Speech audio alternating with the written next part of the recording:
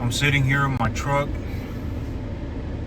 You can tell where the bush hog has been.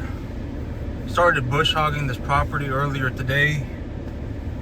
Got a good bit of the whole thing about the thing about the bush hog this morning is that I was effectively just looking to cut a way to the pond. I really want to get a clear-cut path to the pond.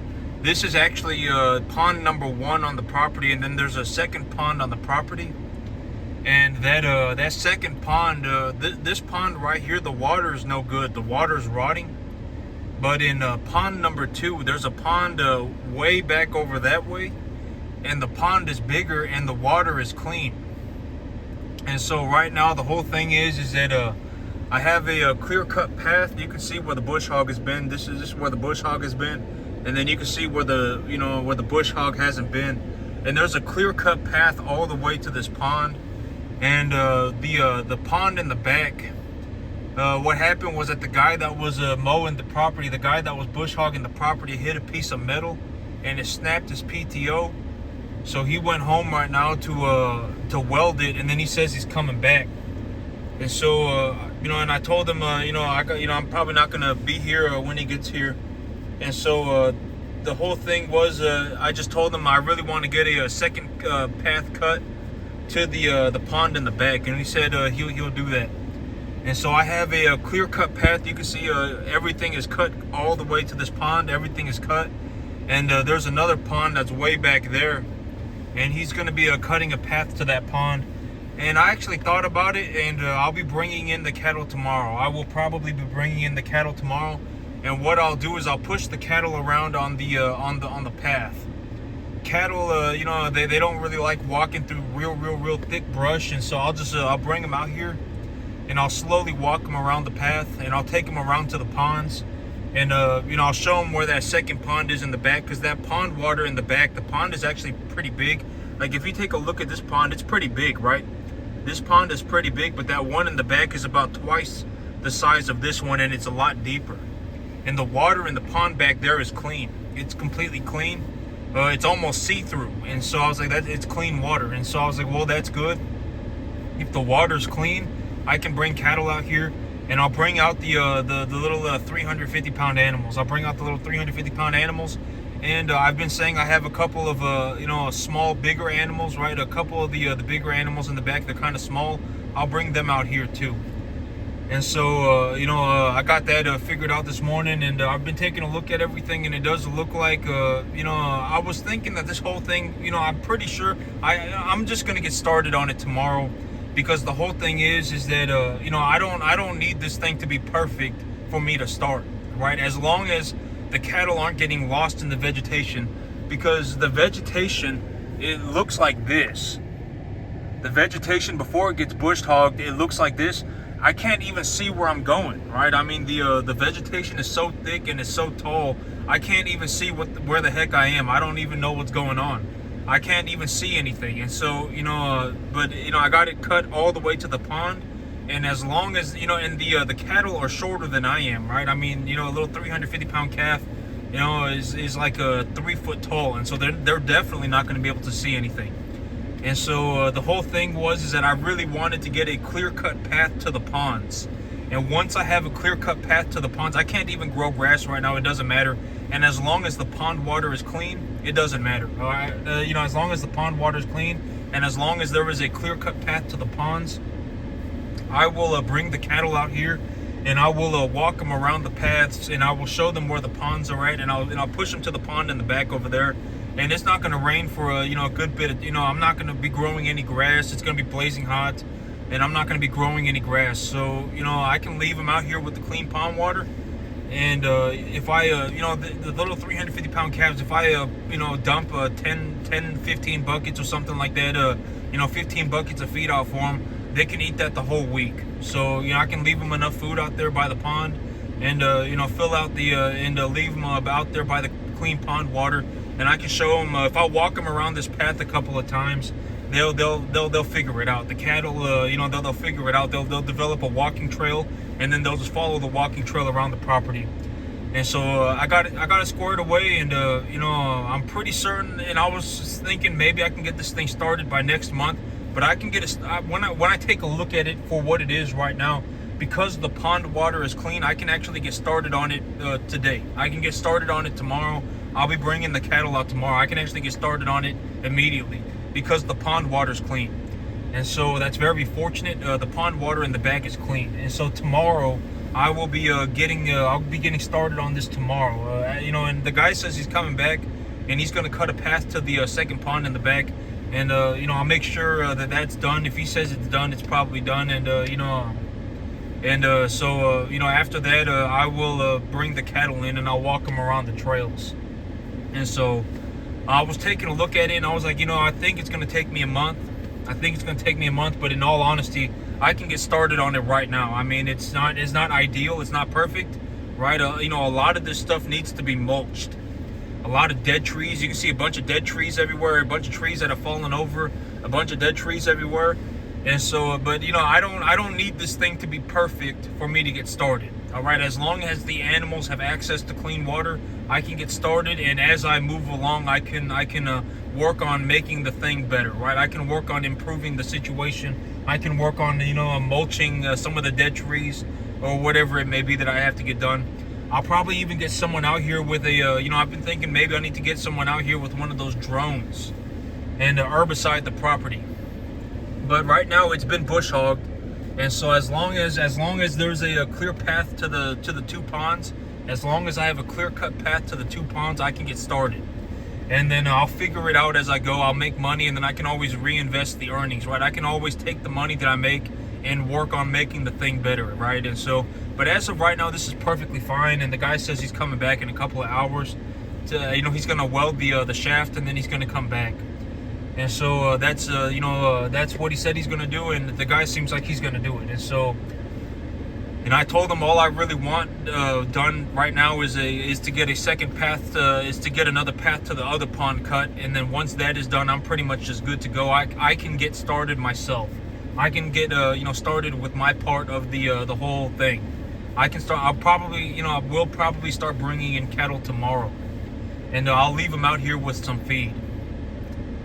And the whole thing, and this is it's a pretty big property. It's about 75 acres. It's a nice property, but there is a lot of work that needs to get done on it. There are a lot of dead trees. There are a lot of dead trees everywhere, and so I'm probably gonna have to get eventually. I will have to get a mulcher out here and start mulching some of these dead trees.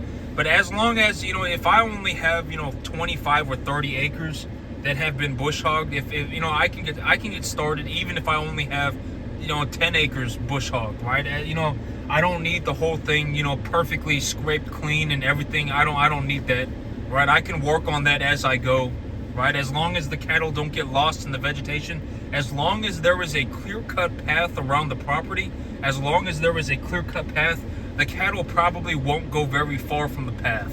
All right, the cattle will probably stay in the open vegetation, in the open areas. They probably will, and then they'll develop a walking path. And as long as the cattle understand, if I follow the walking path, it will eventually lead me to water and food. As long as the animals understand that, I should be okay. I'll be okay. I'm not worried about it. The cattle, they're not going to go, walking off into the bush. The cattle, they don't normally do that. The cattle won't go walking off into the bush, into thick vegetation, and so, I'll bring the cattle in tomorrow and I'll walk them around. But, this whole thing about, when I see, from the things that I see, I'm just good, and okay, when I talk about these things, and I always put a lot of emphasis on this. I'm not looking to be a malicious person. I'm not a malicious person, all right? I'm not a malicious person. I'm not saying this to make fun of people.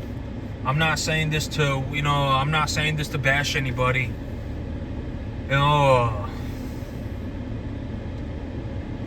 But the whole idea of, a lot of people, you probably don't know this, but poor people act like poor people. All right, and this is very this is very important. And I've always said that if I speak to somebody for 30 seconds. And I've always said that money's not an opinion, right? It's not an opinion, and there is no benefit to being poor. All right, I mean, if you're broke, that's fine. There's no problem with that. But you have to understand that, like, the poor mindset, right? You know, the poor mindset is borderline pathetic. The whole thing about being poor is that I'm not talking about if you have no money. I'm talking about, you know, like the poor mindset. It's like, you know, you've given up on everything, right? Everything to you is impossible. You're borderline, you know, you may even be a net negative, right? I mean, you know, you have nothing to show for it, but you have a bunch of opinions. All right, there, you know, the whole thing about being poor, right? I talk about this. What are some very clear indicators of being poor?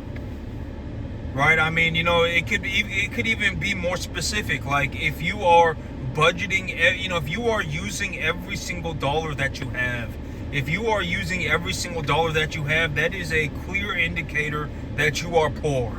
And, you know, there is no benefit to being poor, even if you're broke, right? And I've spoken about, you know, the one lady that I know who was actually broke. She went from being poor to being broke. She's not just broke, but she actually went from being poor to being broke, which is a miracle. That alone is a miracle. That is a massive, you know, that is a freaking miracle, to have gone from being from being poor to being broke, and then have stayed broke for a long period of time. That is a miracle. All right, but the idea of being broke is not, you know, being broke is not bad. All right, I mean, you know, it's like you show up for work and you do your work, and then you go home and you take care of your kids, right? You don't have you don't have a bunch of opinions. You're not throwing a Hail Marys into the middle of nowhere. You're not throwing a pissy fit. You're not, I fell out of heaven to seven and my life's a magical journey. You know, you're not, you legitimately, this woman, this is the only person that I have ever seen go from being poor to being broke. Legitimately, I've only seen one person do it in my entire life, right? And she doesn't complain about anything. She's not, I fell out of heaven to seven and my life's a magical journey. She legitimately just shows up for work. She's never late. She doesn't ever call in sick, right? And she may not have, whatever, but, she doesn't complain, right? I mean, it's very, that's what I would consider being broke. And there's nothing wrong with being broke. I actually see being broke as it's kind of admirable. At least you're not poor, right? Because when you're poor, it's borderline pathetic, right? You start scheming, all right? This is a very clear indicator that you're poor. Poor people are borderline pathetic, right? I talk about this. I'm not talking about if you don't have money. I'm talking about if you're legitimately a poor person, it's borderline pathetic. All right, and it's like, at the end of the day, it's like you should be ashamed of yourself. Because if you're broke, there's nothing wrong with being broke. It's actually even kind of admirable, because it's like, at the end of the day, it's like you've come to the reasoning that you're being broke is better than being poor, right? At least you have an apartment, at least you have a roof over your head. It's not even an apartment. I mean, you could rent a house, right? You could rent a house, right? I mean, you may not have the fanciest things, but at least your kids have a roof over their head. And they're not, I guarantee it. And I talk about this in terms of a realistic sense. If you're having money problems, you're probably going to be miserable. If you are having money problems, you are probably going to be miserable. It doesn't matter. And I've always said that it doesn't matter how much money you make. All right, it doesn't.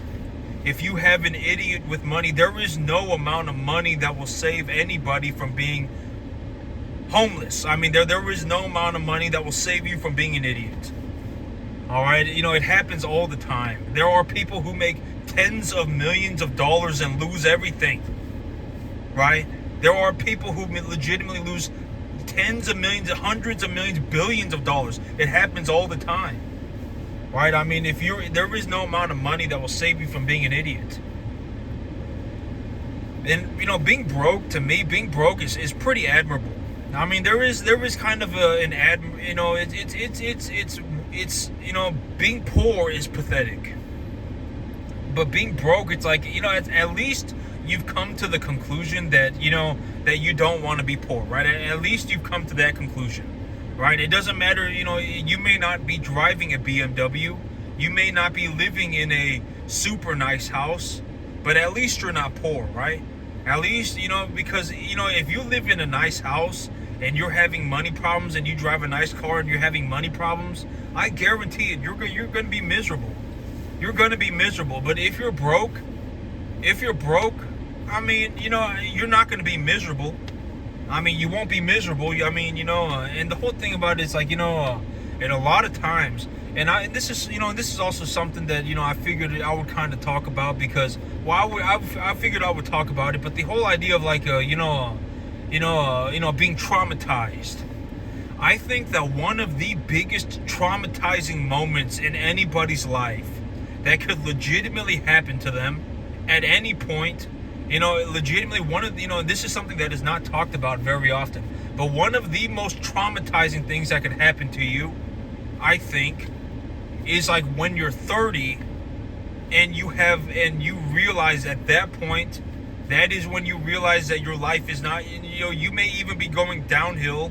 You've made a bunch of horrible choices, and your life is effectively going to continue to go downhill. That is one of the most, I think it is, and it's effectively, coming to the realization that you're effectively useless when you're 30.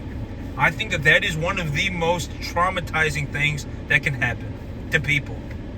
A lot of people. And it happens a lot. You're effectively, you're in a situation where, you're already effectively borderline a bum loser. All right? You've given up. You're not even trying, right? I fell out of heaven to 7 in my life's a magical journey, right? I'm going on, on a Disneyland, La La Land adventure. I fell out of heaven to 7 in my life's a magical journey. You have nothing to show for yourself. If anything, you've put yourself in a horrible situation. That is legitimately one of the worst, most like traumatizing things that I believe that can happen to people. And it happens a lot, and it's not spoken of very often. But that, from what I have seen, is borderline like what in the world, right? If you're 35 and if you're 35 and you're married, or even if you're not married, right? If you're not married, whatever it may, if you're married and you have kids and you're in this situation, it's the worst thing that you can imagine. Because kids are very intuitive, right? Kids are like an information sponge. You may try and hide it from them, but your kids aren't dumb, right? And at the end of the day, they may even be picking up on your habits, right? And let's just be honest about it, right? Lying to yourself. I've always said lying to yourself is not going to work. Lying to yourself is a moronic thing. It doesn't do anything. Why would you lie to yourself? And like this guy, who's bush hogging my property, I respect it, because he's got probably a 15-year-old tractor, and he's probably got a $500 bush hog, and he's out here bush hogging properties, right? And that's how you make money. I mean, if he comes out here and he works 8 hours, he'll leave with if he makes $65 an hour, he can make $400 or $500 a day easy, right? And he's got a 15-year-old tractor, and he's got a $500 bush hog, and he's making $600-$700, $400-$500 a day with that. Anytime that he has he cuts properties on the weekends, and I'm like, I respect that, because that's a very realistic way to, and I've always said that the whole idea of of making of legitimately doing well for yourself is that you need but realistically, if you find a way to make an extra $2,000 a month, for almost everybody, if you find a way to make an extra $2,000 a month, that's effectively what it takes for you to move up in the world, legitimately. And I've always spoken about the idea of investing, and breaking out of the whole poverty, the whole poorness death loop, how to break out of it. I've spoken about this.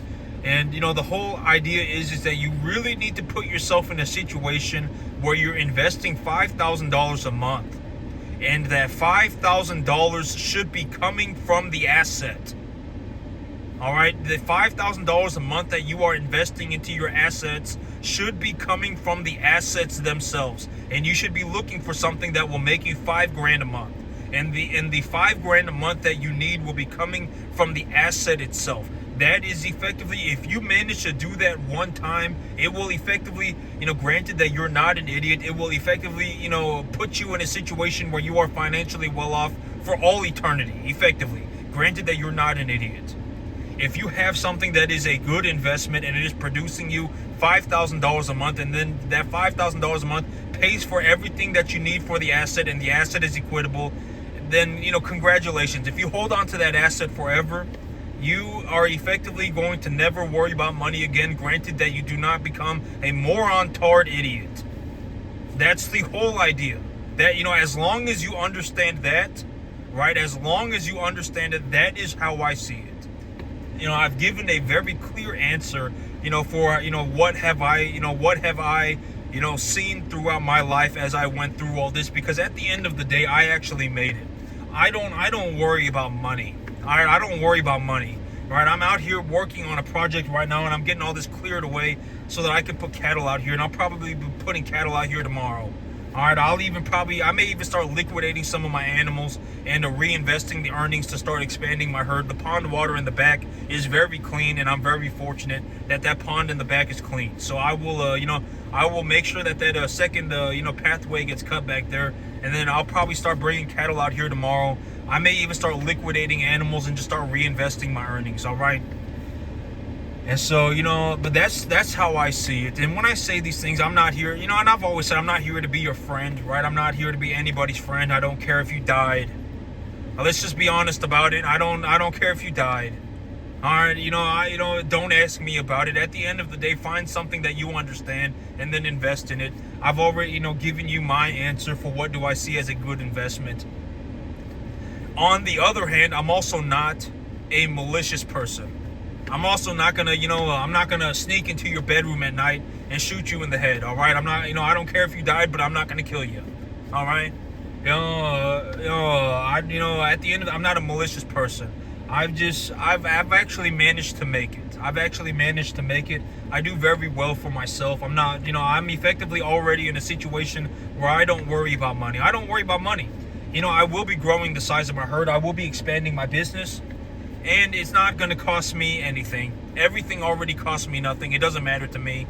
All right, I will grow the size of my herd. I will, I will be farming more land. I will probably even buy myself more equipment, and I will just end up making more money. It's not going to cost me anything. All right, nothing costs me anything. Everything is already effectively, and I've already entered a situation where everything is effectively, it doesn't cost me anything. But that's how I see it. Okay. And this guy with the bush hog, he told me that he's got 4 kids, and he wants to buy them new clothes for school, and he wants to go shopping for that clothes tomorrow. And so I think he's going to be back out here, because if he wants to go buy clothes for his kids, that's going to cost money. And I figured that I figured that that's enough motivation for him to actually show back up to work. But and it's almost sad. I've always said that when I say these things, the whole thing about it is, being poor, it's actually borderline pathetic, and it's actually kind of sad. Like when you see it, when you see poorness happening, it's sad. I actually think of it as sad. It's not funny, and it's not a joke, and it's not cute. It's actually sad. All right, because it's like, you sold your soul to the devil for nothing, right? I mean, you do all these ridiculous things, right? And, and being poor is almost forever. And the thing about being poor that is so bad is that the poorness will spread. I guarantee it, poor people act like poor people. And if you surround yourself with a bunch of poor people, think about the world at large, everyone being surrounded by poor people. You're effectively going to end up in a situation where the poorness just spreads everywhere. That, it's borderline sad, right? It's actually sad, because a lot of times it's like, what does poorness turn into, right? It turns into family problems. It turns into my life is a magical journey. It turns into I fell out of heaven to 7. It turns into marital problems. It turns into all of these issues, right? But at the end of the day, if you go out and you really put yourself to it, I am guaranteeing it. And it may not be farming. When I show it to you via, as a farmer. But it doesn't have to be with farming. Right? I mean, there are a lot of equitable assets out there, and as long as if you only understand one, if you only find one deal in your entire life, and I would highly suggest that this deal should make at least $5,000, and the $5,000 will go back into the deal. All right, it will effectively keep your deal afloat. It will become equitable, and when you take a look at it, your deal should be making you about $5,000 a month. Once that has happened, if you find a deal that makes you $5,000 a month and the deal is equitable, then congratulations, right? That's effectively, you only need one deal. You only need one. And if you only have one, you're effectively granted that you don't turn into a moron, right? Granted that you don't turn into an idiot. You are effectively good to go forever. Good to go forever because you're granted that, you actually understand your deal. And I've always, I've talked about the whole thing, if you're gonna buy a business, right? If you're looking at buying a business, I would highly suggest the only time that you ever buy a business is if you are looking to make the business do better. That's the only time. All right. If you're gonna buy a stock, you should be looking for a company that, when you take a look at the future of the company looks like it will do extremely well. The company looks like it will do extremely well in the future. Right, you've taken a look at the company, you've taken a look at the earnings, you've taken a look at the quality of the revenue and the quality of the earnings, and you've taken a look at the company, and you believe that the company will do better in the future, then you can invest in that company.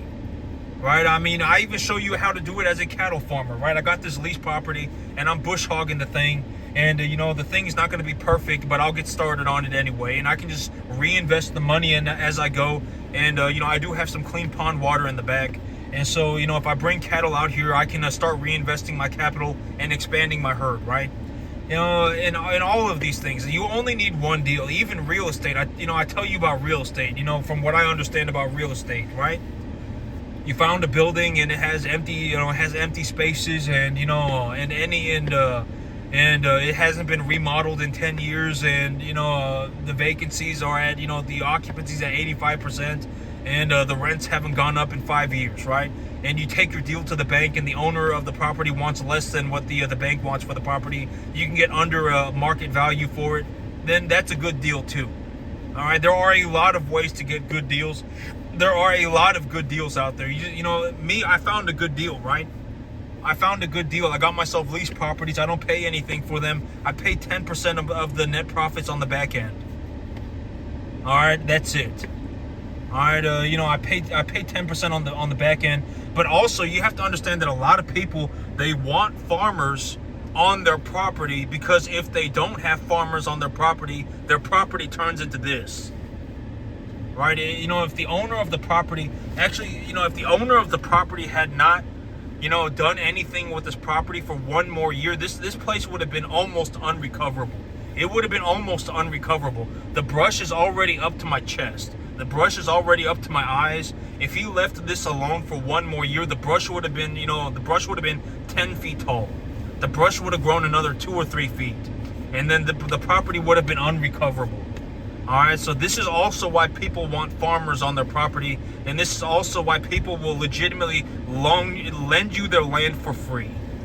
Because if you leave a piece of field, if you leave a piece of a land alone, it will turn into this. Within 2 years, within 3 years, and then within 4 or 5 years, the land will be unrecoverable.